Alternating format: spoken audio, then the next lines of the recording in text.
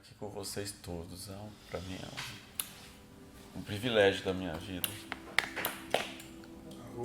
Ter vocês na minha vida. Glória. Muita gratidão. Pra mim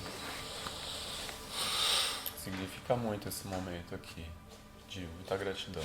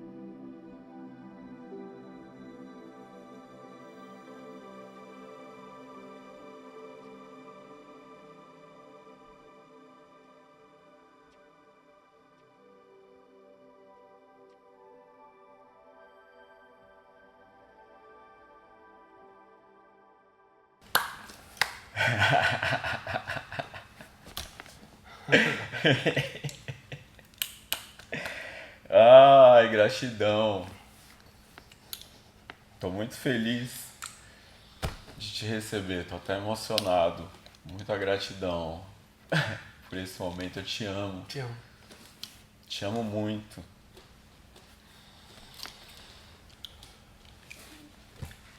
Você, Murilo Gun, você é uma das pessoas mais generosas que eu conheci na minha vida. Você e a Dani. É muito forte isso. Mexe muito comigo, sabe? Eu conheci uma pessoa que era muito generosa, que foi o Rubens Saraceni. Foi isso que me encantou no Rubens. Então eu me tornei discípulo do Rubens porque ele era muito generoso, cara. Ele era incrível. De uma generosidade da alma, assim, uma disposição de ajudar o próximo, sabe? Uma coisa incrível, assim. E tem coisas que a gente não consegue ensinar, assim, para as pessoas, né? Então, eu não consigo ensinar alguém a ser uma pessoa generosa. Porque quando a gente fala para alguém que você deve ser generoso, porque isso faz de você uma pessoa melhor, então quando a pessoa tenta ser generosa, mas com o objetivo de querer que isso faça dela uma pessoa melhor, então talvez ela esteja realmente fazendo uma caridade, né? Como os espíritas, eles fazem caridade porque eles acreditam muito que essa caridade garante um lugar melhor depois dessa vida aqui em algum lugar, porque você fez muita caridade. Então, e aí eu lembro de uma história de um conto budista que diz que Bodhidharma, que é o homem que veio da Índia, ele levou tanto o budismo Zen quanto levou também a arte marcial, que é o Kung Fu, para o templo Shaolin lá na China. Quando ele chega na China, o imperador chinês já tinha mandado construir um monte de templos budistas em homenagem ao budismo, porque o imperador chinês tinha se tornado budista, mas não era do Zen budismo. E aí quando o Bodhidharma está chegando, o Bodhidharma ele é um grande mestre, ele é um mestre feroz, ele é um mestre que vai criar o Kung Fu e ao mesmo tempo o Zen. Por isso eu lembro muito do Miltinho nessa história sempre, porque eu acho que o Miltinho é isso, é o encontro da mística, da espiritualidade e com aquilo que é a força da gente estar no nosso próprio corpo, assim, que nem bicho, assim, vivo, com aquela força de bicho, que a gente vê isso nas artes marciais, assim. Então quando ele chega lá na China, o imperador fala assim: Bodhidharma, a sua fama lhe precede. Eu já estava ali aguardando, porque eu tenho uma pergunta para fazer. Eu construí milhares e milhares de templos aqui na China para o budismo e eu quero saber para onde eu vou depois que eu morrer. Aí o Bodhidharma olha para ele e fala para ele: você é um miserável. você pensa que vai ter alguma coisa boa fazendo tudo isso por interesse próprio, você é um mendigo, você é um suplicante, você é um miserável que não cabe em si mesmo. Você me chamou aqui porque você não consegue dormir, as suas noites são terríveis. E eu vou fazer de você um meditador. Coloca a sua mente aqui na minha mão, ó. Coloca a tua mente na minha mão. E eu vou estraçalhar essa mente, eu vou acabar com ela e você vai ver o que é paz de espírito. Então existe uma grande diferença entre a gente fazer as coisas e esperando alguma coisa em troca e a gente ter a paz de espírito agora. Né, Chay? Porque o céu e o inferno tá dentro da gente, né? O céu e o inferno tá dentro da gente. Eu vou contar um monte de história hoje então. E aí lembrei daquele outro que é o samurai que vai atrás do mestre, tá procurando o mestre, o samurai. E aí o samurai quer saber onde está o mestre, porque ele tem uma pergunta para fazer também. E aí ele sobe uma montanha gigante lá em cima, o mestre mora lá em cima, o mestre dos mestres lá, tipo aquele paninho do Kill Bill. Eu acho o paninho do Kill Bill é incrível, né? Aí quando chega lá em cima, o mestre olha ele e ele fala: mestre, e procurei em todos os lugares e não encontrei, porque eu tenho uma questão muito cruel dentro de mim. E o mestre pergunta qual é a dúvida. Ele diz: eu preciso muito saber aonde que é o céu e onde que é o inferno. E ele era um samurai, o samurai é muito respeitado, né? Falava direto com o imperador. Aí o mestre fala: você é um desgraçado, você é um desgrenhado, você tá pensando o quê? O que você veio fazer aqui? Você é um nada, você é um ridículo. E aí ele puxa a espada, o mestre fala: aí está o inferno. Ele guarda a espada, o mestre fala: aí está o céu. Então o céu e o inferno é agora. É agora. E eu entendo que a meditação, ela é uma das maiores ferramentas para encontrar o meu céu agora. Então, eu lhe pergunto, meu irmão, quando foi que você começou a meditar e por que você começou a meditar? E lhe pergunto assim, 10 anos atrás ou 15 anos atrás, você se imaginava criando um conteúdo chamado Duvido Você Não Meditar? Bem-vindo, fique à vontade, fale o que você quiser. Se quiser falar um pouco de você, o que você quiser falar. Eu acho que a minha vida ela foi toda construída para uma hora eu falar sobre meditação. E aí, como foi essa construção? Foi tudo ao contrário. Foi como ser o ser menos meditador do planeta, o ser mais fora do agora, mais ancorado no futuro, no passado, sempre pensando na frente, ansioso, frenético. Então toda essa construção para depois, um momento, encontrar essa ferramenta e aí sim poder comunicar com a história que se conecta com todo mundo. Como se comunicar melhor, que a Siri já falou aqui. Olha isso.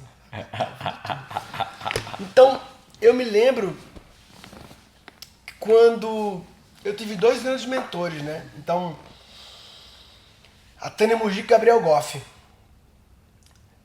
Vou logo pro final da história, mas vou contar como surgiu a meditação na minha vida. Mas eu me lembro que quando eu senti que a meditação tinha entrado na minha vida, há uns 3 anos atrás, eu me lembro que eu mandei uma mensagem para Tânia Mujica e Gabriel Goff, porque os dois eram meditadores já há 10, 15 anos e davam curso sobre isso. Eu liguei e falei: olha, Tânia, Goff, eu vou ser o melhor professor de meditação, melhor que vocês. Sabe por quê? Porque o problema de vocês, eu falei para os meus mestres, o problema de vocês é que vocês meditam há muito tempo. Então vocês esqueceram como é no meditar. Vocês não lembram mais como é no meditar. Vocês meditam desde sempre. Eu lembro como é no meditar, porque foi ontem. Eu lembro muito bem como é no meditar. Eu sei exatamente como é no meditar e quais são as dificuldades. Eu sei exatamente se eu lembrar do mês passado. Então, por isso, eu vou virar o melhor professor de meditação que você. Alô? Eu mandei esse áudio pra eles. Você é tipo assim, a prova viva que meditar é possível pra qualquer pessoa, isso, né? entendeu? É isso, né? Se alguém falar pra você, ai, é muito difícil eu meditar, eu não consigo meditar, você fala, tchau, não tá entendendo.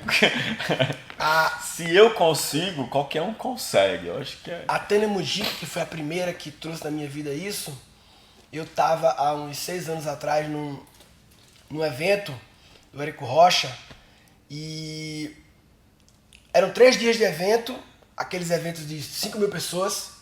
Eu cheguei no final do 3º dia, só pra encontrar a galera lá, e tá no final do 3º dia. Sentei lá no final de 5.000 pessoas, cantinho discretinho, tava lá sentado, tudo cheio o negócio lá, tinha um lugar do meu lado, lá atrás. Aí a Tânia Mujica tá subindo no final do evento, me vê, senta do meu lado. Olha pra mim e faz, você já pensou em meditar? Essas coisas bem de filme assim. Já pensou em meditar? Eu não lembro o que eu falei, mas provavelmente eu sou presa. Ah, não sei, eu não consigo, sei lá, uma coisa assim, né? Aí ela me contou que há algumas semanas atrás vi um vídeo meu na internet, que nesse vídeo eu estava dando entrevista, sei lá, e ela me viu falando assim, falando coisas muito legais, mas assim, ou assim, mexendo a perna de um jeito muito frenético, assim, muito assim, e normal. Tchai, é quase uma máquina de costura, né? Aquelas máquinas de costura, que a mulher ia conversando e ia aqui costurando e as isso é uma coisas. coisa que acompanha a minha vida, né? Eu me lembro, assim, eu e meu pai, a gente se conectava nesse lugar de mexer as pernas juntos, assim. Uma coisa assim, é meu pai. E ela pegou e falou pra mim, eu vi um vídeo seu, você tá falando coisa tão legal, mas suas pernas não pararam de mexer. Você já parou pra pensar, quem tá mexendo suas pernas? Quem tá controlando essas pernas? E aí isso me pegou, né? E aí eu comecei a fazer um coach com a Tânia. Na época ela atendia coach.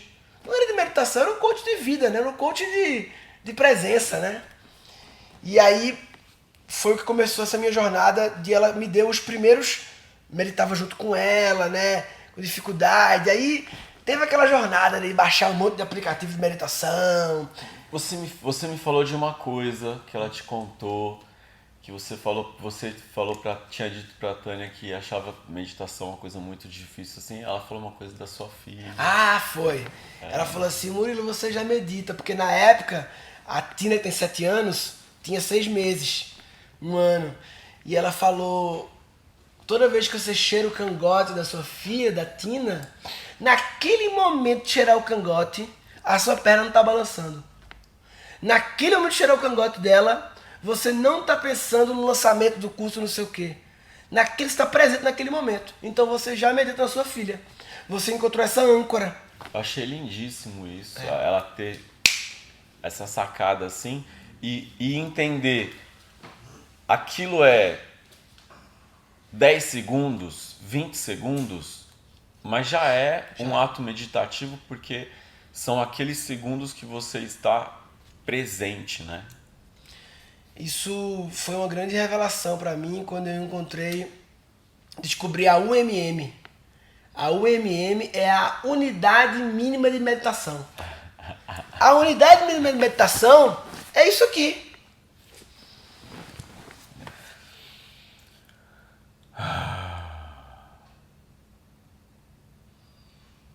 Pronto. Essa chega a ser, você fala mais baixo depois assim. Você faz uma UMM, você chega a falar mais baixo depois. É Uma incrível. UMM, o que é uma UMM? É uma puxada profunda e devagar e uma soltada profunda e devagar. Dura 8 segundos, sei lá. Do ar, né? É, puxar o ar devagar e profundo. É tão forte isso, né? E existe uma UMM. Vou adotar isso. Unidade Mínima de Meditação. UMM. Pronto, já temos aqui uma técnica que qualquer pessoa pode fazer. Uma UMM. E existe uma evidência muito empírica de todo mundo de como a UMM funciona. Que é quando alguém está passando mal, quando alguém está, tô passando pressão, não sei o que, tô mal, não sei o que. Qual é o conselho que todo mundo dá? Respira. E qual é essa respirada que você dá nessa hora? É devagar e profunda. Você tá aqui, não sei, tô passando mal, não sei. Respira fundo. É muito louco, né? Isso já dá uma melhorada. E olha só, você tá falando assim do momento que a pessoa tá passando mal, porque pode ter caído a pressão, porque ela pode estar, né, tendo algum distúrbio intestinal ali. Mas você já parou para pensar que esse estado mental, que parece um estado de normalidade, que é quando a gente aceita como normal, muitas coisas do nosso dia a dia que não faz parte daquilo que deveria ser a nossa realidade, quase que como navegar lá no livro do Dom Ruiz, ele fala mitote, né? Esse mundo de ilusão, né? Esse sonho, né? Foi você que me indicou os 4 compromissos para ler. Que o primeiro compromisso é impecável com a palavra, o segundo é não tomar nada para si, o terceiro é não fazer julgamento e o quarto é fazer o seu melhor. Então, dentro dessa filosofia, cada um de nós está sonhando a vida, né? Cada um de nós está na própria viagem, no próprio sonho de vida, e aí tem um sonho de vida coletivo, e de repente esse estado de consciência que parece normal é também um passar mal, porque você está constantemente passando mal nesse mundo. Então, para um pouquinho, respira. É quase que você respirar além da Matrix, né? Então essa respirada além de Maia, né? Da Matrix, E a gente não se dá conta o quanto a gente está precisando dessa respirada, porque a gente não se dá conta que está passando mal. Sim. Que está sofrendo, que está, né? E essa é o... Esse conceito, essa unidade mínima de respiração, de meditação, que também pode ser a unidade mínima de milagre, que é um milagre, né? É um milagre, você tá passando mal, não sei o que, respira fundo. Deu uma melhorada, cara, que é um milagre. E nas medicinas, na última, eu fiz consagração de ayahuasca com o Felipe Rocha, do Xamanismo 7 Raios, né? É incrível a experiência do que ele cria ali. Mas eu vomitei o mundo, Chay, dessa vez. Nossa, era eu e o Mena. Era eu de um lado aqui e o Mena do outro lado. Diz que era uma ideia. Eu aqui e ele lá. E aí depois eu conversei com o Mena, a gente tava vomitando o campo, sabe? Tinha uma galera assim que não quer vomitar, aí no campo. Mas nessa situação que você tá no vômito também, é alguém do teu lado falando, calma, respira. E você lá... Respira, calma, volta pro seu centro, levanta aí, arruma a coluna. Então a gente se vê assim na vida, né? Quanta coisa que a gente não vomita que tá aí preso e calma, levanta aí, respira, né? Chegou a pandemia, respira. Perdeu seu perfil no Instagram, respira. Porque quando eu ouvia falar de meditação, eu sempre ouvia de um lugar é um negócio que tem que fazer todo dia, meia hora por dia, na posição sim, com incenso, com não sei o que, com mantra e não sei o que, e é meia hora, e é todo dia. E se faltar um dia, você é um bosta. Você tá demitido da meditação, você tá demitido da meditação. Caraca, mano. A burocracia da meditação, né? Doutrina da meditação. Não, mano, aí não é pra mim não, realmente. Doutrina. Vira doutrina. Doutrina. Aí, porra, tem que ser todo dia, não. Se faltar um dia, você já perdeu. Porque tinha Doutrina. Eu usava um aplicativo, né? Que me ajudou bastante. O Headspace. No começo ele me ajudou. Mas ele tinha um lance da sequência. De você... Ele ia computando quantos dias seguidos você tá meditando. Então eu tinha uma pressão, assim, sabe? De tipo... 10 dias meditando seguido. Se eu perder um dia, o negócio volta pro zero. Então, é uma pressão que... Toda pressão, ela pode ser legal, mas é fina, é igual a afinar o violão, né? Não pode ser... Se for muito forte, estoura a corda, né? Então, essa pressão, ela foi boa pra mim no momento, serviu pra eu fazer, mas também uma hora ela começou a doer. Porque essa pressão, ela é o contrário da meditação. É o contrário da meditação. Ela é o contrário da meditação. Porque a ideia de meditar é abrir mão do controle. E quando você tá lá, meditei hoje, meditei, não meditei. Então, é a frustração de que eu não perdi, perdi o controle. Uhum. E a ideia é justamente perder ele de alguma maneira. E tinha aquele tempo, né? Pra contar, era aquela meditação de 10 minutos. Então ficava também nessa coisa do tempo, que tem que ser e tal. Então quando eu comecei a trazer essas micro respirações pro dia a dia, entro no Uber. Tô lá no Uber. Vai durar 15 minutos a viagem. Eu fico ali, 3, respirando. Sabe? Aí depois eu posso ter pelo celular, mas fico 3 ali. Então, aí entra uma questão que eu entendo, que é quando a vida fica meditativa, que é quando você começa a fazer... durante 30 anos da minha vida, eu tenho 39, 30 não, 36, a vida toda, desde que eu aprendi a ler, eu sempre caguei lendo. Meu pai também, era assim. Livro, revista e tal. Meu pai tinha esse negócio também, de sempre levar um livro lá. Sempre, a vida toda. E de uns 2 anos pra cá... Acho que eu cago muito rápido. Acho que mesmo 2 anos, 1 ano pra cá, na pandemia... Eu vou todo dia de manhã, tia, é certinho, mas sentar, fez, levantou... Eu não tenho hora certa, não. Você sabe que no hinduísmo tem aquele negócio de pita, vata e kapha, né? Então, por exemplo, vata são as pessoas bem magrinhas, caga pouquinho e rapidinho. Aí você tem o kapha, que é a pessoa que tem um movimento mais lento assim, né? Então o kapha ele caga mais e caga devagar.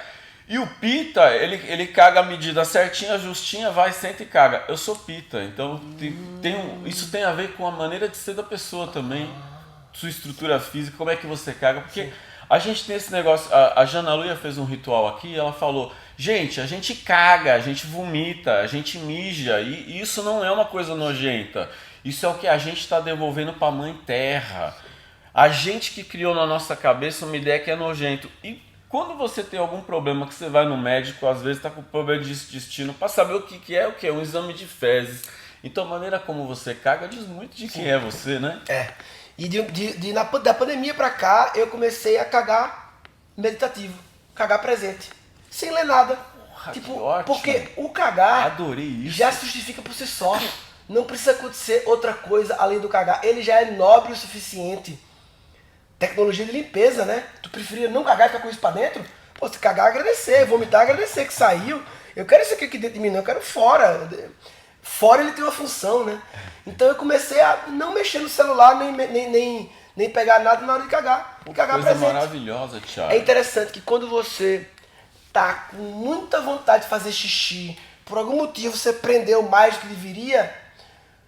Igual a Tânia falou, né? Murilo, você já medita. Você medita quando você chega com o negócio da sua filha. Pois, os homens, pelo menos, né? Eles já meditam também quando prende um pouco o xixi por algum motivo e tá apertado e vai mijar. Não dá pra pensar nada, né? Nessa hora, nada, você não quer ficar... Você quer... Dale. Então aqui, ó, é um estado de presença. Tá meditando no xixi. Assim como muitos fumantes também meditam. Porque tem 2 tipos de fumante, né? Tem o fumante que fuma cigarro no piloto automático, o cara tá aqui no computador e tá... As pessoas estão carregando o móvel. Eu nunca vi a pessoa vai carregar o móvel. Negócio complicado pra carregar, ela tá... Porra, mano, espera carregar o móvel pra fumar. Você precisa dar 2 mãos. Aí tem que ficar... Não, tô carregando aqui, porra, tá falando carregar esse móvel aqui. Não, deixa o móvel lá e depois fuma, que coisa... Então, esse não é o fumante meditativo. O fumante que fuma, mexendo no celular e conversando. Agora, aquelas pessoas... Eu já fumei cigarro.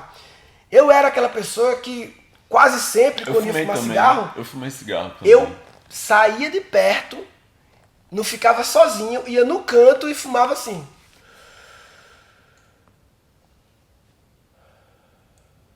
Então o que é isso? É um meditador apegado a um bagulho na boca que sai fumaça. É isso mesmo. Se ele tirar esse apego do negócio da boca, que sai fumaça, ele é um meditador. Duas histórias, Thiago. Primeira, você já viu que o Osho tem uma meditação do cigarro? Não. O Osho tem uma meditação do cigarro. Eu tenho ela aí escrita numa postilhinha que eu fiz, uma meditação. Ele diz que vieram perguntar pra ele, a pessoa veio perguntar pra ele se podia fumar, se não podia fumar. Aí o Osho fala pra ela. O Osho fala duas coisas sobre o cigarro. Primeira coisa que o Osho fala sobre o cigarro, ele diz assim, sabe o que acontece? A criança, ela chora, dá chupeta. A criança está com fome, dá chupeta. A criança está triste, dá chupeta. A criança não sabe o que fazer com essa criança, dá uma chupeta para essa criança. O Osho dizia que o cigarro, ele no Ocidente, entrou nesse lugar aí.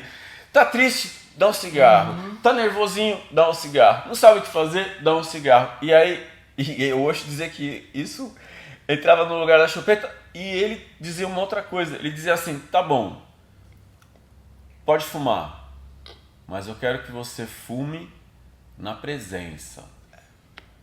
Puxa a fumaça daquele cigarro na presença e imagina agora milhões, milhares de micropartículas que estão adentrando em todo o seu corpo. Então imagina isso entrando no seu pulmão. Imagina isso entrando na sua corrente sanguínea. E agora imagina o quanto esse veneno está fazendo mal para você em todos os seus poros. Medita profundamente, fume profundamente em todo o seu ser e sinta que você inteiro está consumindo esse cigarro que é um veneno no seu corpo. Então eu digo, fume, mas fume na presença, assim. Ele fala isso. E eu achei incrível. E se eu não me engano, ele complementa. Eu só não garanto que você vai querer continuar fumando.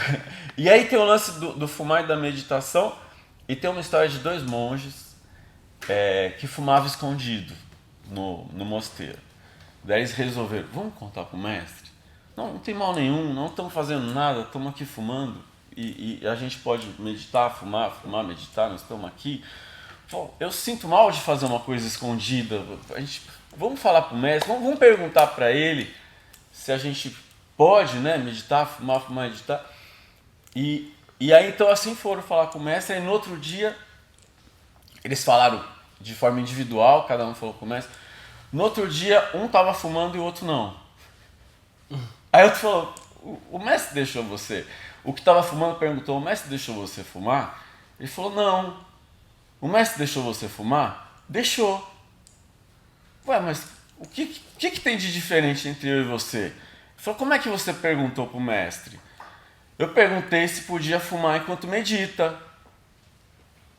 E ele falou que não. E você? Eu perguntei se podia meditar enquanto fuma. Fumar já era o pressuposto básico. Aí o mestre fala, pode meditar enquanto fuma, agora fumar enquanto medita não. Então, as pessoas que costumam fumar de forma meditativa, elas são meditadores quase lá. É um tipo de meditação mesmo. Meu pai tinha isso. Meu pai, ele fumava e ficava fazendo... Meu pai teve marcenaria a vida inteira, né, Thiago? Meu avô já era marceneiro e tudo, e eu trabalhei com meu pai muitos anos. Cresci dentro de uma marcenaria e trabalhei oficialmente com ele lá por 5 anos, assim. E meu pai era a pessoa que fazia todos os cálculos, né? Ia fazer uma casa inteira de móveis, né? Então meu pai fez muita agência de banco, né? Ia fazer um banco inteiro de marcenaria de móveis. Ele fez o Palácio dos Bandeirantes aqui em São Paulo. Ele que fez, tinha um forro de madeira lindíssimo. Era ele que tinha feito esse forro de madeira. Ele era marceneiro desde jovem, desde criança, assim, né? E aí ele fazia o cálculo da madeira, né? O cálculo de tudo que ia gastar de madeira, de compra de madeira para fazer orçamento sozinho. E ele passava o dia inteiro, às vezes, fazendo cálculo e ele ficava com o cigarro aqui assim, ó. Desse jeito. Era um negócio assim. Então, e não se dá conta, né? Porque aí eu acho que entra uma coisa muito interessante. Pode parecer que o cigarro está trazendo uma paz, Mas o que é que traz essa paz é esse estado meditativo, né? E aí o cigarro fica associado, além de ter um vício químico, é um vício químico que traz aquela ideia que lembra um pouco o rapé, né? Que é tabaco também, né? A gente quando sopra a medicina do rapé, automaticamente você entra no estado meditativo mesmo que não queira, né? Dá uma baixada. E é uma coisa maravilhosa, né? E aí tem um fator, né, que é o fator social, né? Eu tava lembrando assim, né, que eu primeiro, quando o Tânia me trouxe meditação, eu fiquei naquela jornada individual, meditar, aplicativo, não sei o quê, uma autocobrança comigo mesmo, né, ter que fazer, não, eu sou um bosta, não tô fazendo e tal. Sem autogentileza. Tem isso, som bosta?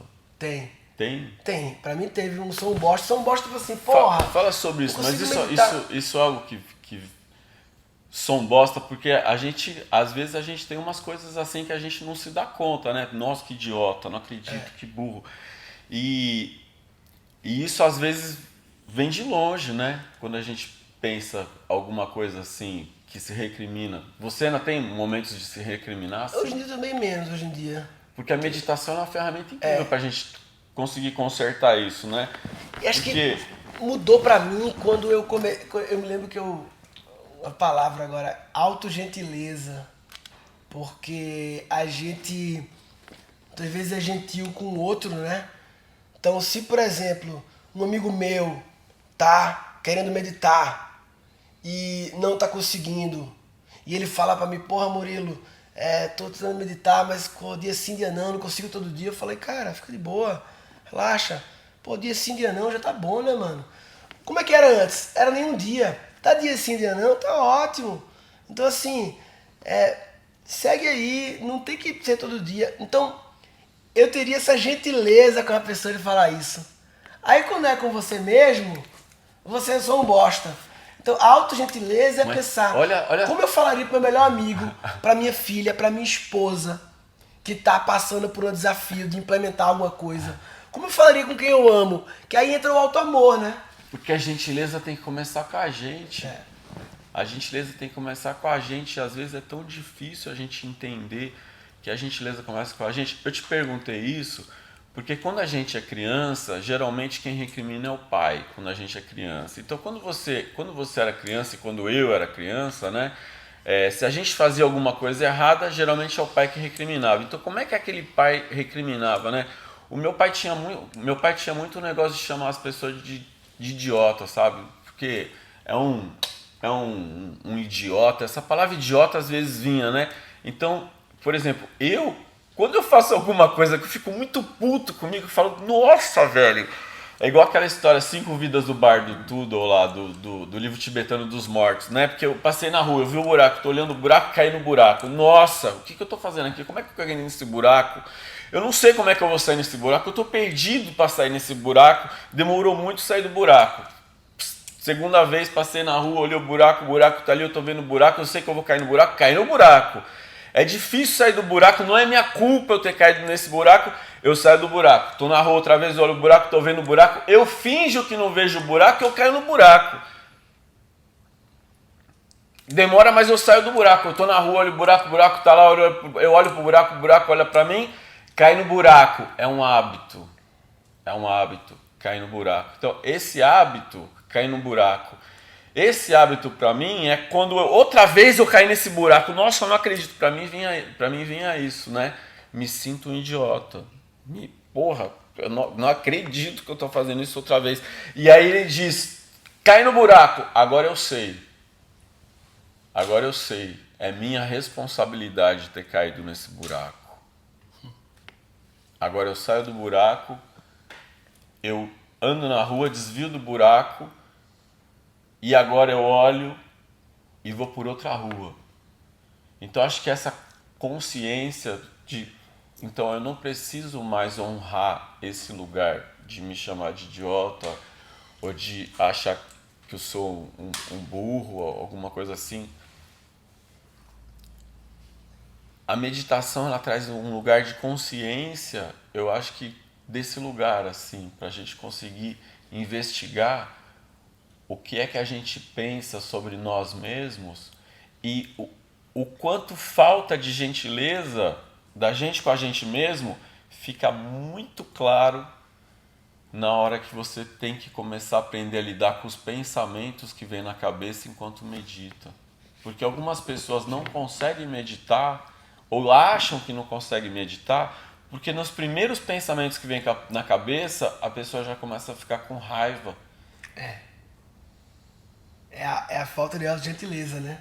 De gentileza até com o pensamento que você não queria que viesse, mas veio, e você faz pensamento, eu te amo, mas dá licença, eu tô querendo ficar. Agora não, né? Então, você ser gente boa com. A gente quer ser gente boa, não, pô, tem que ser educado com o pessoal na rua, tem que ser educado com o cara que trabalha não sei aonde, tem que ser educado. Pô, é educado contigo mesmo, é educado com o teu pensamento, né, mano? É educado com todo mundo contigo. Tudo é sobre nós, né? Porque quando eu sou educado comigo, esse ser educado não é uma coisa que você faz, é uma coisa que você é. E quando a gente tá com dificuldade no sobre nós, a gente muitas vezes começa a querer arrumar alguém pra botar a culpa, né? Uma treta, né? Uma treta. Então, eu me lembro que uma vez eu falei pra Dani, vamos meditar todo dia assim que a gente acordar? A gente acorda e já medita assim. E eu tava mais empolgado em meditação, tava com a Tânia e tal, mais do que ela, assim. E aí eu chamei ela a meditar. E aí um dia acordou de manhã, vamos meditar? Ela, não quero não sei o quê. E eu comecei a botar a culpa nela, que ela tava atrapalhando. Sabe? Então você arruma. E aí foi quando eu me lembro, assim, do nosso quarto na época, quando eu peguei e falei, não, eu vou fazer independente dela. E comecei a fazer. E a meditar de manhã. E depois de um tempo, ela começou a fazer. Ou seja, eu primeiro quis terceirizar a minha responsabilidade para ela, né? Para arrumar alguém para culpar. E quando eu falei, não, vou fazer o meu. Aí você, ao fazer o seu, você acaba transbordando pro outro. E aí você, é pelo exemplo, não é pelo convencimento. Nossa. Não, tem que educar porque, ó, tem que meditar porque isso aqui, ó, eu vi no livro aqui, não sei o quê. Não, você só faz o teu. Faz o teu. Porque essa busca, o que estava por trás ali? Era a busca de encontrar um ambiente, um contexto social que facilitasse essa vida meditativa e esses momentos. Porque você não precisa, só depende de você, mas ajuda, né? Quando você porque se você vive num ambiente que todos os seus amigos bebem muito, todos os seus amigos fumam muito, todos os seus amigos não sei o que muito, é mais difícil você não fazer, né? É aquele jogo, né? Tipo, não, mas você só depende de você. Porra, mas jogar no campo molhado é mais difícil, né? Se o campo tá molhado, encharcado, cheio de buraco, você pode ser o melhor jogador, mas, porra, vamos procurar um campo mais redondo pra jogar. Tchai, isso que você acabou de fazer é uma das maiores qualidades que você tem, né? Facilidade de dar exemplo, de criar história, né? Porque enquanto você conta uma história, tua mente já tá construindo umas histórias paralelas de comparação que vai entrando, e isso é uma das coisas que muito forte em quase todas as pessoas que foram reconhecidas como mestre assim na humanidade, né? Então Jesus fazia isso, Osho fazia isso, Siddhartha Gautama fazia isso. É uma facilidade muito grande, porque isso é uma maneira de construir didática, né? Você tem uma didática que flui e ela é muito fluida, didática. Então, por exemplo, você criou um conteúdo que se chama Duvido Tu Não Meditar. O nome do curso já tem uma implicação didática, porque o nome do curso já é uma provocação. Você já está automaticamente, já trouxe automaticamente todas as pessoas que gostam de desafio na vida, né? Então você já provocou uma classe de pessoas ali, que é uma classe super interessante, porque quem gosta de desafio vai conseguir, né? E foi feito pro meu eu, de alguns poucos tempos atrás, que não meditava. Eu falei, que é isso? Né? Como eu falei, meus mestres nem lembravam do eu deles que não meditava. Eu lembro. Uma coisa que foi decisiva para mim, que facilitou bastante, que é esse gramado perfeito, que é quando eu comecei a conhecer pessoas que têm uma vida meditativa, uma prática mais comum. Então, É aquela história, não tem jeito, né? Todos os amigos bebem, todos os amigos fazem não sei o que, não sei o que. É mais difícil. Agora, quando você chega num lugar que... E aí, o Goff foi o segundo mestre, né? Eu passei uma semana com o Goff no Texas, dividindo o quarto do hotel com ele. 7 dias. 7 dias vendo a rotina no micro de um ser que tem uma vida meditativa e uma prática de fazer meditação e de fazer as coisas com presença, desde a hora de comer. 7 dias dormindo com ele, escovando os dentes com ele, né? E observando ali como aquele ser, ele raramente fazia duas coisas ao mesmo tempo. Então, ele não escovava os dentes na televisão, vai escovar os dentes e liga a TV. Não, tá escovando os dentes. Tá comendo? Na hora de comer, a gente parava de conversar. Essa coisa, né? De, vamos marcar uma reunião no almoço? Não. O almoço, ele já é suficientemente relevante para você só fazer isso. É igual tá falando do cagar. A minha grande mudança foi cagar presente. Porque cagar já é suficientemente importante. Não tem que ter outra coisa acontecendo. Chai. Ouvir música. A gente antigamente ouvia música, comprava o CD, botava o CD, ou o LP, ou o cassete, pegava o encarte e ficava... Tá fazendo o que agora? Ouvindo música. A gente se acostumou agora a ouvir música fazendo outra coisa. Chai. Ouvir música na academia, ouvir música não sei o quê. Olha que interessante. Isso que você está falando é daí que nasce a cerimônia do chá, na tradição Zen. Então, dentro da tradição Zen, você tem um ritual importantíssimo que é a cerimônia do chá, que consiste de simplesmente fazer chá, sentar e tomar o chá, mas de tal maneira que você esteja completamente presente o tempo inteiro. Então, como é você servir um chá num estado de presença absoluto? A sua cabeça não está em nenhum outro lugar além do chá. Então, se você está completamente presente, como que seria cada movimento seu com presença total, cerimônia do chá? Então, só isto já basta como uma técnica de meditação, porque se a gente fizesse isso no café da manhã, no almoço e na janta, já estava ganha a meditação. Pois é. Na cagada, na mijada... Você já é um meditador por pelo menos 5 práticas por dia, né? Na hora que entra e na hora que sai. Pois é. Tudo que for entrar, você faça entrar na presença. Sair na Tudo presença. que sai na presença. E se lembrar que o ar está entrando toda hora, para um pouquinho e fica na presença do ar que entra. É louco, né? Porque o ar é a mesma coisa, né? O ar é o que entra, né? Sai, perfeito. E hoje em dia eu dirijo pouco, né? Mas quando eu dirigia mais assim, eu tinha essa âncora assim de sentar no carro, antes de ligar o carro, também o MM. Por quê?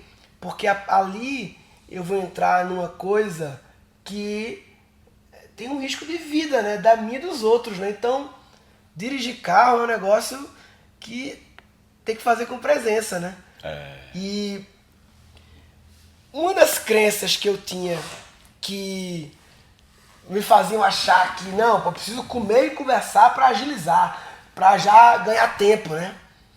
Era essa coisa de ganhar tempo, de agilizar. E aí, aquele ensinamento que o Sultão trouxe, né, do vai de ré, ele é um ensinamento sobre fazer as coisas com presença, sobre mostrar que a gente faz várias coisas ao mesmo tempo, sem presença, e muitas vezes não percebe o quanto a gente erra o caminho e tem que dar voltas. E aí, por ter dado volta, tem que fazer mais rápido ainda, aí tem que ter a reunião almoçando, porque tem outra reunião. Aí quando vê nessa reunião, não tomou uma boa decisão. Aí daqui a 6 meses, tá recomeçando tudo e nem percebe que perdeu 6 meses.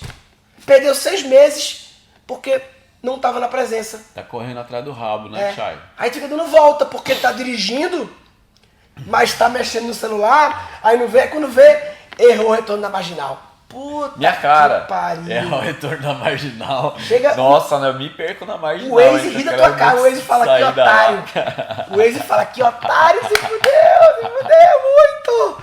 Aí dá um puta retorno. Agora, se você vai de ré, você não é o retorno da máquina de ré. De ré você vai devagarzinho. Aí quando você vê, chegou mais rápido. Pô, é igual aquela corrida aquela corrida que é a corrida da tartaruga e do coelho, não é? Não tinha uma corrida assim, um desenho animado? Ah, é? Que o coelho fazia 1000 coisas e tal, não sei o que, e a tartaruga no passinho Devagarzinho. dela era devagarzinho, no final a tartaruga ainda ganhava, porque ele se perdia Se tanto, ele distraía. corria tanto, fazia tanta coisa. É.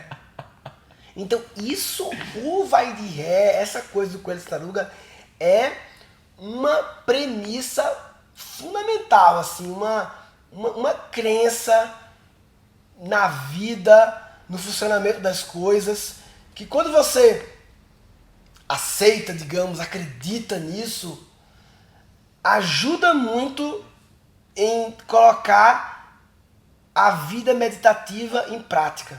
Quando você, eita, é isso. Porque a gente está movido ainda é muito movido aos resultados, né?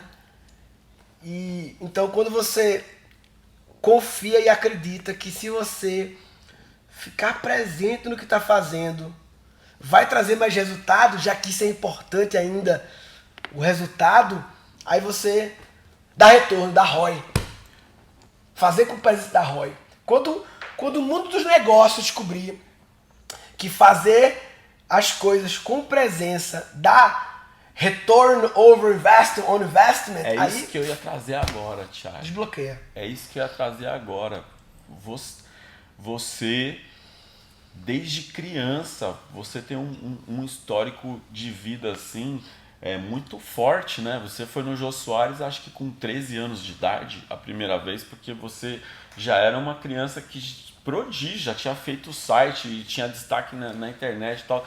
Depois você volta e aí, de toda uma área da tecnologia que você desenvolveu, você foi para a área do stand-up, depois a área de criação de cursos, seus cursos de criatividade, hard work papai, essa parada toda forte que envolveu tanta gente, que coloca tanta gente, colocou uma máquina para girar, e essa máquina gira, porque a gente sabe como é que funciona para a máquina girar, que é a máquina do mundo dos negócios. Então você está dentro desse mundo dos negócios e tal, e você conta que teve um dia que você passou o dia inteiro lá em uma situação de marketing e tal, não sei o que, você estava indo para casa, e um dia que você teve uma virada de chave assim, Foi, você foi pode falar sobre isso aí? Foi uma viradona de chave.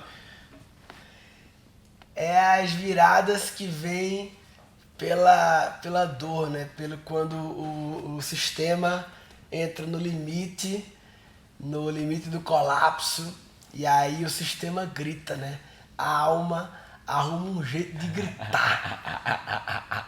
Ela pode arrumar a batida de carro, ela pode arrumar um piripaque, e pra mim foi voltando do trabalho, comecei a vomitar no táxi, um dia normal assim, estressante, mas não tinha bebido nada, não tinha... Vomitar e me tremer em casa, me tremendo assim, e era um momento da minha vida que eu tava já há um ano, mais ou menos, que de segunda a sexta eu fazia só coisas que eu não gostava. Segunda a sexta. Tipo, eu não gostava. Reunião de fluxo de caixa, reunião com advogado, reunião com o time para ver organograma, mudar as pessoas de lugar, demita fulano, contrata cicrano, estratégia, como é que vai ser, cronograma, planejamento. Era de segunda a sexta isso. E eu vinha de uma carreira de artista, né, eu fazia praticamente só o que eu gostava, né? Tudo eu gostava. E no final de semana era quando eu podia gravar o podcast, que era o que eu gostava de fazer. Então eu estava há muito tempo já nessa coisa que estava pesando para mim. E aí o sistema entrou nesse colapso aí, puf, deu uma tremedeira, um frio louco, e a minha filha pequena me vendo assim. Então aí foi quando eu resolvi me priorizar, né? E você falou uma coisa muito forte, que é o momento que a alma grita. É quase essa noite escura da alma, assim, quando você entra numa noite escura da alma e você se vê perdido de você mesmo, né? cadê eu aqui, né? A gente fica... Eu também me perdi de mim algumas vezes na vida, assim. Que a gente fala, cadê eu? E aí, quando esse eu se vem, né? Quando vem, ele vem com uma força de subida de consciência, né? Sim. Aí você olha a vida de um outro plano, né? Eu sinto isso, assim. Olhando de um outro plano, qual história eu vou querer contar daqui pra frente? Eu acho que é uma coisa fortíssima, assim. E acho que isso conecta com isso, com o caminho da conversa que vai para esse mundo dos negócios, assim, né? Porque na hora que você tem uma subida de consciência, que você olha a vida a partir de um outro plano, o que é que isso representa para uma pessoa que vive a vida dedicada, por exemplo, a esse mundo dos negócios empresarial? E aí me chega uma coisa muito interessante, porque a gente conhece pessoas que conseguiram dominar o mundo dos negócios, pessoas que dominam o mundo das finanças, pessoas que dominam enquanto liderança, mas que não conseguiram dominar a si, né, Chay? Sim. Eu conheço bastante desse caso, assim, de pessoas que no íntimo estão, pô, tá difícil, viu? Pô, tô cansado, tô muito ansioso, pô, tá difícil aqui, não consigo dormir direito, tô tendo que tomar remédio pra dormir, pô, tô mal com a esposa, com o marido, não tem apetite sexual, então não sei o que, tá falando na intimidade, mas os negócios estão bombando, as redes sociais estão bombando. Volta e meia, né? Alguma pessoa, algum empresário, algum influenciador revela que tá mal. Mas ele ficou mal ontem? Jamais dizer que perdeu o apetite sexual, né, Chay? Ele normalmente tá mal há um pessoa ano não já. fala, mas às vezes tá estampado assim, né, Chay? Dá pra você ver, aquela pessoa não tá bem, né? E às vezes inconscientemente as pessoas até falam isso, né? Pô, a pessoa aí, eu acho que não tá tendo muito prazer na vida, né? Não tá tendo uma vida de muito prazer. E aí tá naquela rigorosidade, né? Naquele rigor de resolver, de fazer, e tá tudo... E aí tem um ego, né? Às vezes tem um ego assim de conquistador, né? De conquistou, mas não se conquistou. A meditação é o primeiro passo, Thiago, para nós, nesse sentido, assim. Além de, por exemplo, medicina, né? Que às vezes a pessoa tem uma experiência com uma medicina da floresta, num dia vira a cabeça dela que ela já... né? Mas a meditação é um caminho... De 2 anos pra cá, 100% das minhas palestras eu falo de meditação. A turma me contrata para palestra sobre criatividade, sobre inovação e eu meto meditação. Todas, porque acredito que para 100% das plateias, plateia de agricultor, plateia de empresário, plateia de jovem, tudo que é plateia, tudo que é mercado, a única coisa em comum no meu verbo é meditação, o resto muda. Mas o momento em que eu... Por quê? Porque uma frase do Bill O'Brien, que ele fala que a qualidade de uma ação depende do estado interno do ator. Repete. A qualidade de uma ação depende do estado interno do ator. Ele fala a qualidade de uma intervenção depende do estado interno do interventor. Ou seja, a qualidade de tudo que tu faz contém tu. A partir de qual energia você cocria a sua vida, né, Chay? Tudo que tu faz contém tu. Então a questão é como tá tu, tá tu. Como é que tu tá tu? Porque se tu tá mal... Como tatu, né? Como tatu. Tatu. É porque o áudio que eu mando contém eu. O e-mail que eu escrevo contém eu. A conversa com a mulher, com o sócio contém eu. Então como é que tá eu? O estado interno. E aí vem a meditação como a tecnologia divina, sagrada, mais simples de você fazer uma mudança no estado interno. É como se fosse quando o computador... Sabe quando o computador está meio travado assim, com a janela aberta? E aí você sabe que se você investe 1 minuto para dar um restart, um reset no computador, você sabe que vai valer a pena. Depois, quando ele liga de volta, aquele 1 minuto de fechar as janelinhas e apertar restart, quando ele abre de volta, ele abre voando. Então, Porque você mudou o estado interno. Então, quando você... Aí entra a autoobservação, né? A autoobservação é você se perceber. Eita, vou entrar agora na reunião. Caraca, eu tô agoniado com essa reunião. Você tá vendo que você tá agoniado? O tremer a perna é como se fosse a sinalização mais explícita possível, né? Tremer a perna é um grande código para você se auto-observar. Observa, porque se tua perna tá tremendo, significa que a tua perna tá num lugar e tu tá em outro, ou seja, não tá com presença. A gente foi no B32 ontem, e aí nós, né? E o Danny Black, Rodrigo Cantoni, a gente foi no B32 e você saiu para falar com um amigo junto com a Dani, e o Danny Black tinha uma reunião, a gente estava ali no restaurante, o Danny Black ia ter uma reunião com uma pessoa responsável lá pelo estúdio, pelo teatro, né, por aquele espaço. E aí nós sentamos na mesa e o Black me perguntou de meditação e eu comecei a dar várias técnicas de meditação. A meditação de rastrear o corpo, a meditação do pensamento, a meditação de ouvir os sons. E eu fui dando as meditações, o Danny Black foi fazendo. Quando terminamos de fazer, essa pessoa que ia falar com ele chegou. Daí ele olhou para mim e falou, nossa, Comino, foi ótimo eu ficar nesse estado de presença para essa reunião agora. Foi exatamente isso que aconteceu. E ele estava dizendo para mim que não conseguia. Ele tinha acabado de dizer, eu não consigo meditar. Então eu falei, tia, então olha só, nós vamos fazer assim agora. Nós vamos fazer uma brincadeira. A brincadeira primeira é você começar a rastrear teu corpo do pé até a cabeça. Ele falou que para ele a meditação tinha que ser uma coisa corporal, que se sente no corpo. Então, primeira coisa, vamos rastrear teu corpo, Thiago. Imagina aí, coloca a tua mente lá no dedão do pé, vai sentindo como é que tá teu pé, como é que tá tua perna, vai subindo. Faz esse rastreamento inteiro. Quando terminar na cabeça, você meditou na presença, que você está na presença do corpo. Agora faz do pensamento. Vamos fazer uma brincadeira aqui, ó. Puxa o ar, quando soltar, solta o pensamento. Vai vir outro pensamento. Você não sabe qual é. Então a brincadeira é, o que será que vem aí? Né? Uma curiosidade quase infantil de brincadeira.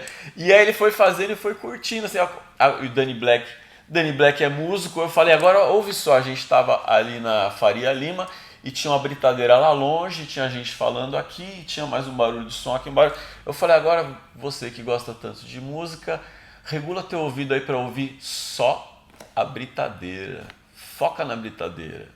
Agora foca naquela conversa ali, foca nisso. Falei, já fez 3 técnicas de meditação, Thiago. E essa reunião, eu sei que era importante para ele, era com uma pessoa importante para ele, né, para o que ele quer fazer. E foi ótimo. E foi ótima a reunião. E olha aí, aquela pessoa já conhecia ele, tudo foi olha ótimo. Aí o ROI, que todo mundo que busca o retorno sobre o investimento, o ROI. Então, é isso, quando as pessoas, é o que eu falo nas empresas, né, quando você vai ter uma reunião importante, ela é importante para você. Imagina um bagulho de 1 minuto, 2 minutos, 3 minutos, ou até segundos, de graça, gostoso, simples, em qualquer lugar, que ao investir-se em 1, 2 minutos, pode ter um impacto incrível nessa reunião importante, que pode fazer tu fechar um negócio ou não. Muda então, completamente a situação. Sabe o que eu penso? Eu penso que a gente precisa aprender muito com as sociedades arcaicas, as sociedades chamadas de primitivas, que são as sociedades dos povos originários que viviam aqui, porque dentro das sociedades primitivas a gente tem muito forte o arquétipo do rei, o arquétipo do mago, o arquétipo do feiticeiro, o arquétipo do monge. Então, quando a gente olha essas sociedades, a gente vê que nelas sempre havia assim um feiticeiro, um meditador monge, um xamã, um sacerdote, que é a figura de um pajé aqui assim. Então você entende que aquela pessoa, ela conseguia alcançar um estado mental que fazia dela um líder natural. Então eu entendo que as nossas lideranças, ou as lideranças, nem sei se fala nossas lideranças, mas se as lideranças conseguissem encontrar esse estado meditativo, ou esse estado da presença, E isso pode ser combinado com várias técnicas de tudo quanto é tradição antiga, inclusive com as medicinas, não é? Pessoas que levam grandes empresários para fazer medicina de ayahuasca e tudo para a pessoa enxergar o que não via, conseguir perceber o que não percebia e se movimentar a partir de um lugar que antes não se movia, com uma percepção muito mais aguçada de consciência sobre a própria realidade em que vive, né? O Otto Scharmer, o cara que criou a teoria U, um cara referência em liderança, no mundo dos negócios, ele fala que o ponto cego da liderança. Qual é o ponto cego? O que a liderança não está vendo? O ponto cego é o estado interno do líder. É o ponto cego. Ah, o ponto cego é o canal de distribuição. O ponto cego é o contratação. O ponto cego é a demissão. O ponto cego é a estratégia de marketing. O ponto cego... Não, o ponto cego é o teu estado interno do próprio líder. Qual o nome dele? Otto Scharmer. Otto Scharmer, da Teoria U. Teoria U. Sabe o que é Teoria U? Teoria U, resumindo, Teoria U é um dos conceitos de negócio super famoso. Não de negócio de marketing, mas de negócio a parte humana, de liderança. Teoria U Tá bom aí? Teoria U é U. Teoria U é... Imagina um U. Então, aqui o U começa... Você desenha o U assim, né? Ou seja, primeiro o U desce, depois ele sobe. A descida do U é esvaziar. Tirar crenças, mágoas, coisas, limpar. E aí, aqui é a presença. Chai. E aí o U sobe, significa que agora você vai fazer a partir da presença. O U é isso. Nossa, Chai, olha só. A espiritualidade visceral tem 7 pilares. O primeiro pilar é solitude, você amar você mesmo, se cuidar, você colocar você em primeiro lugar, entender que a generosidade é primeiro para você, para depois transbordar para os outros. O segundo é liberdade da alma, que é ser você mesmo. O terceiro é autonomia espiritual. O quarto é relacionamento com deuses. O quinto é relacionamento com entidades. O sexto, relacionamento com a natureza. O sétimo é não dogmatizar, poder mudar de opinião, que quer dizer desapego. Então, a meditação, ela entra para o primeiro pilar, que é como que eu sou generoso comigo mesmo. É isso que você acabou de falar. É natural que se você se torna um meditador, você consegue encontrar o primeiro pilar. O segundo pilar, que é liberdade para a tua alma, liberdade para a alma é ser você mesmo. Então, a teoria U, ela é do segundo pilar. Eu não estudei a teoria U, agora eu quero estudar a teoria U, porque a teoria U ela pode ser um conteúdo de segundo pilar. Por exemplo, depois desse curso aqui, vamos meditar visceral, o próximo é como é que eu limpo tudo isso para que a minha alma possa se manifestar. Porque quando a gente medita, vem um pensamento, solta, vem outro pensamento, solta, vem outro pensamento, solta. Cadê eu? Porque você não é os seus pensamentos. Cadê eu? Eu estou no vazio entre um pensamento e outro. É isso. A teoria U é bem interessante. Ele conseguiu trazer para o mundo dos negócios essa sutilidade assim e conseguiu a comunicação que entra nas pessoas, né?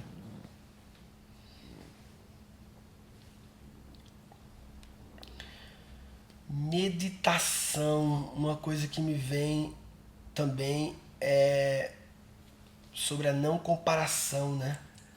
Muitas vezes as pessoas estão sempre comparando, pô, a fulano consegue ficar ali a meia hora paradinho, eu não consigo, né?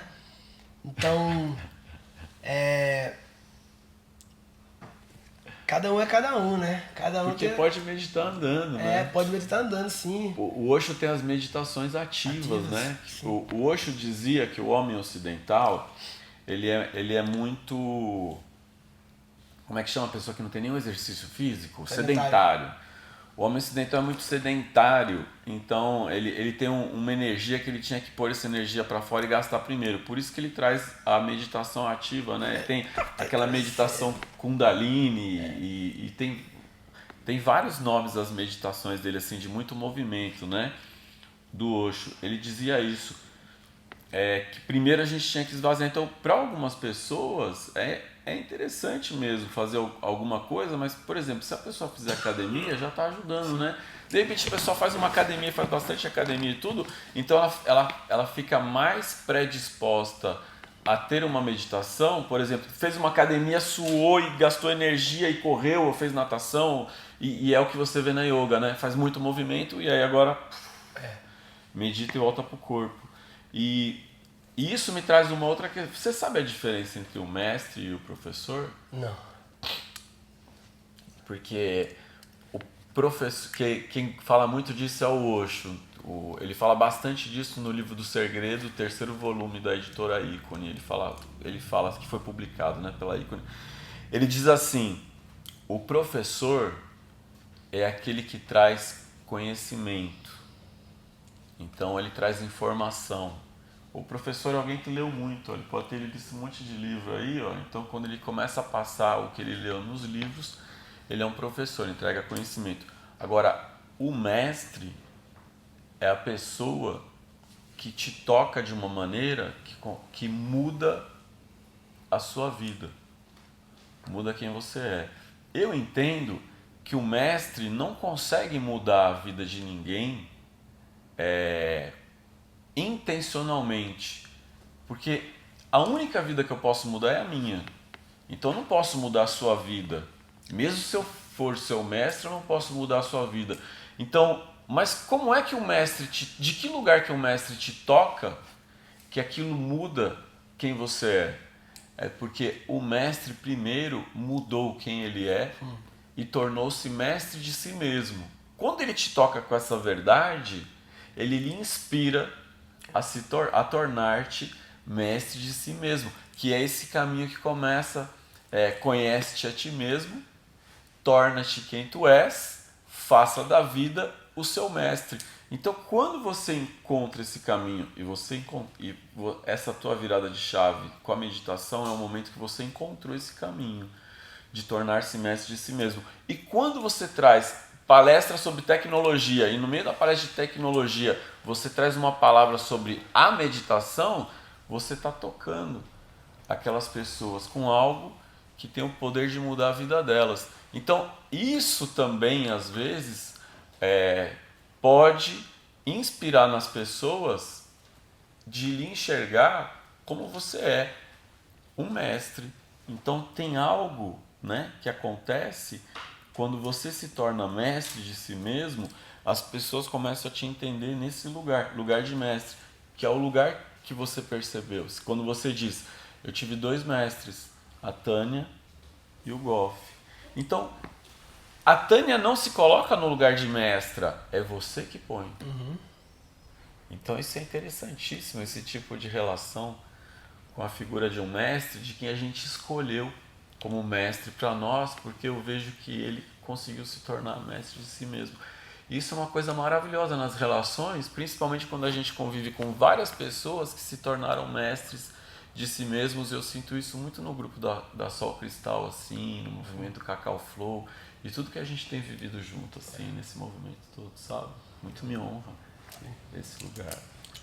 Eu lembrei de uma coisa que a Tânia fez no workshop de meditação, que é comer de olhos vendados com a mão. Então, ela bota lá, todo mundo sentado na mesa, vendo os olhos, serve-se a comida, ninguém vê a comida que está sendo servida.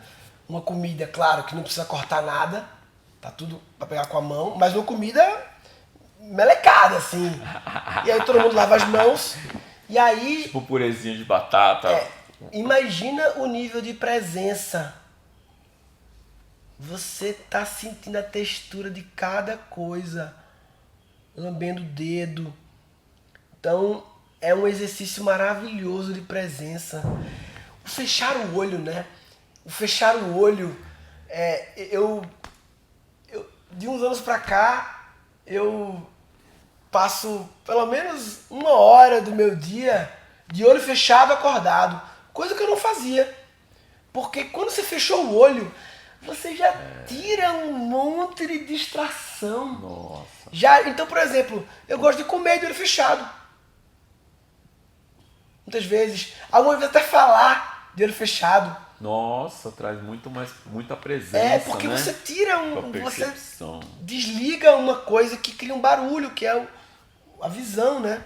E a gente nem se dá conta da visão enquanto barulho, porque hoje, por exemplo, o pessoal pega uma rede social, o Instagram, o Facebook, seja lá o que for, começa a rodar, aquela grande quantidade de imagens vai entrando, né? Sim. Eu acho que isso tem muito a ver com esse burnout hoje, da quantidade de coisas que entra pelo olho, pelo ouvido, por tudo, e que não para, né? Porque a pessoa tem que estar o tempo inteiro vendo o que é que chegou no WhatsApp, o que é que chegou no e-mail, o que é que chegou no Instagram, quem que ligou, o que é que tá chegando. E tem uma TV aqui do nada, né? A pessoa vai almoçar e ainda tem uma TV lá na padaria que ela vai comer e passando um jornal com um monte de notícia de desgraceira, a pessoa tá comendo e tá ouvindo aquilo, né? Parece que não tá ouvindo, mas tá ouvindo, o inconsciente tá processando. Aí, pum, burnout. Tá se nutrindo, né? É a questão hoje, né? Ansiedade, depressão, estresse, burnout. O burnout vem do que você bota pra dentro, no burn-in, né? Começa no burn-in. Um burn-in primeiro queima aqui dentro, aí depois explode pra fora. E queima aqui dentro de acordo com tudo que tu se nutre. Nutre o alimento, nutre pelo ouvido, nutre pela visão, nutre... Tá se nutrindo de quê? Vai se nutrindo de um monte de coisa. As notícias treta, as fofocas, umas comidas que não fazem bem. E aí aqui dentro, pum, começa o burn-in. Aí quando o burn-in não se aguenta mais aqui dentro, ele vai pra fora, burnout. É um excesso.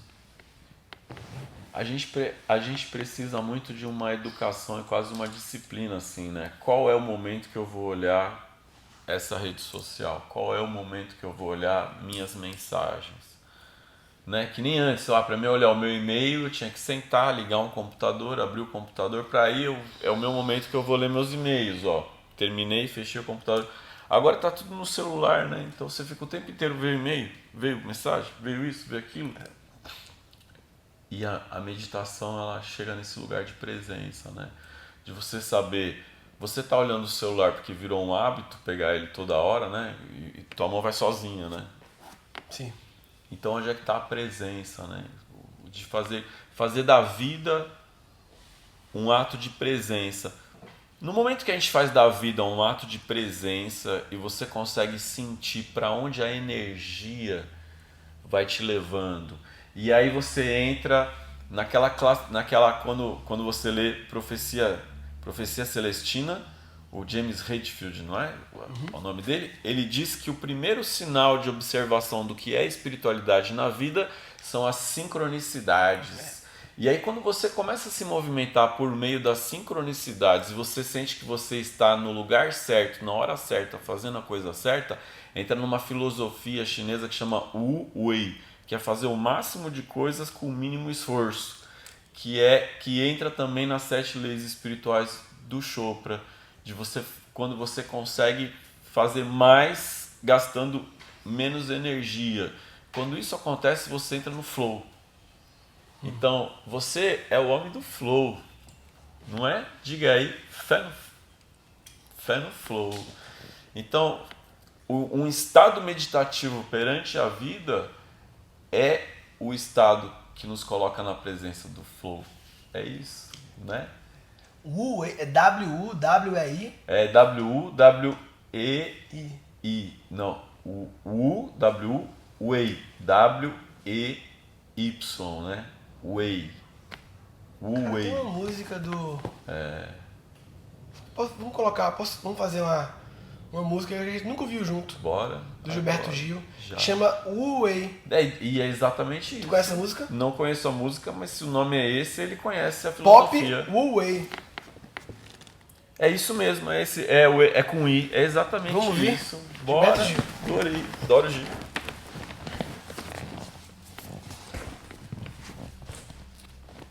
Eu adorava essa música antigamente, faz tempo que eu não ouço ela, mas eu nunca fui pesquisar o que é o Wu-Wei. Agora E agora eu nem lembro o que ela fala a música, eu sei que eu gosto, mas vamos ver. É uma música agitada, essa música vibe.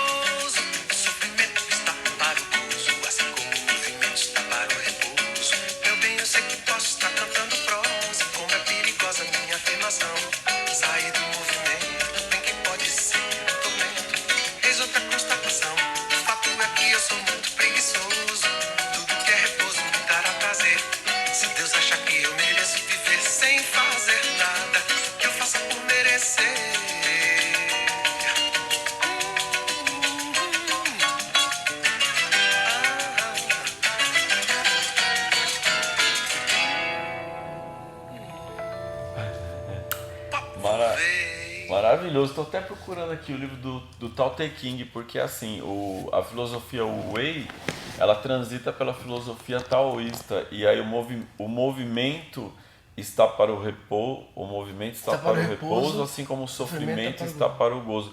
Isso lembra muito a filosofia taoísta, do que é o Tao, né? O verdadeiro Tao que se conhece. O Tao que se conhece não é o verdadeiro Tao. O Tao é aquele que não pode ser explicado. E é mais ou menos como esse flow e o Wei.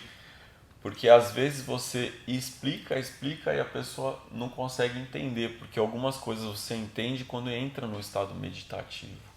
E o gozo é também uma grande meditação. Total. Então, muitas pessoas que não meditam, você medita quando goza, quando cheira o cangote da filha, quando tá com a bexiga apertada e mija, e quando fuma, presente. Eu pensei, Várias meditações você não eu sabia. pensei que você ia dizer, muitas pessoas que não gozam não meditam. Tudo bem. Aí, ó.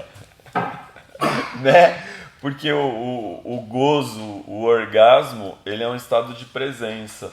Então, se você não está presente naquele momento, chegar num lugar desse sem presença é um grande vazio existencial, Sim. um desamor, né? Sim.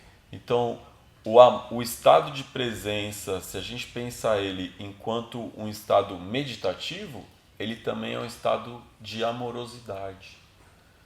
Você se torna uma pessoa extremamente abundante de generosidade e de amorosidade. A base do Tantra é meditar junto. Porque as pessoas falam muito de Tantra, e o Tantra acaba ocupando um lugar como se fosse um lugar estritamente sexual, como se fosse um Kama Sutra de posições, mas a questão do Tantra é a capacidade de meditar a dois. Então, como é que duas pessoas chegam num estado mental meditativo e o que é possível fazer a dois a partir do lugar de presença, do estado de presença, assim. Então, muda completamente tudo o que você faz, né? O estado da presença muda como você come, muda como você respira, muda como é que você se movimenta no mundo dos negócios, mas também muda como você ama, não é? Sim. Muda a qualidade da arte de relacionar-se no amor. Então, só isso já valeria, né? Tornar-se meditador, não é? Se fosse só isso, a qualidade de seu amor, a qualidade de ser humano que você passa a ser, daquilo que transborda de você para o mundo e não daquilo que você pretende fazer para ser considerado uma pessoa boa pelos outros, mas do que você transborda, de ser quem você é. Muita gratidão. Eu te amo, te vejo, te honro, te respeito. Muita gratidão por esse momento, por ser quem você é, Chay. Te amo.